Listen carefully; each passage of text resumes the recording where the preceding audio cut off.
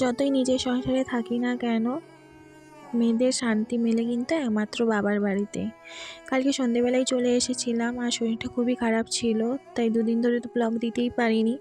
সেখানে যতই সোনামার পাপা থাকুক না কেন, সংসারের কাজ বাচ্চা সামলানো সমস্তটাই একা হাতে আমাকে সামলাতে হয়, তাই একটু হাঁপিয়ে গেছিলাম।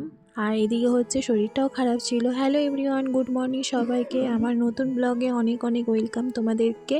আশা করি ভালো আছো, তোমাদের ভালোবাসায় আমি একটু ভালো আছি, একটু খারাপ আছি।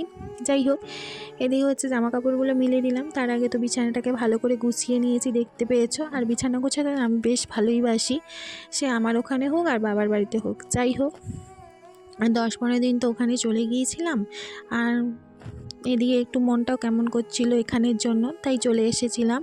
যাই হোক, চা খাওয়া দাওয়া করে সোনামাকে খাইয়ে রান্না জোগাড় করে দিয়েছি মাকে। মা আজকে রান্না করবে, আর সকালে সমস্ত কাজ তো আমি করেছি। আর এখন ঘরটাকে ভালো করে ঝাড় দিয়ে সোনামাকে খাওয়াতে বসেছি। আর আজকে না সোনামাকে হচ্ছে স্নান করায়নি, দুদিন ধরে স্নান করিয়েছি বলে আজকে স্নান করায়নি। আর ওদিকে হচ্ছে মায়ের রান্না প্রায় শেষের দিকে, মা আজকে বিরিয়ানি করছে আর এখন মাংসটাকে কষছে। এখন বাজে প্রায় 1:30, আর অনেক বাসন বেরিয়েছিল, সেগুলো হচ্ছে সব আমি ধুচ্ছি এখন বসে বসে। মাকে ধুইতে দেইনি, ওই ঠান্ডার জন্য একটু হাত পাটা মার ব্যথা করছিল, ওটাই হচ্ছে মায়ের একটু শরীরটা খারাপ। যাই হোক, বয়স হয়েছে একটু।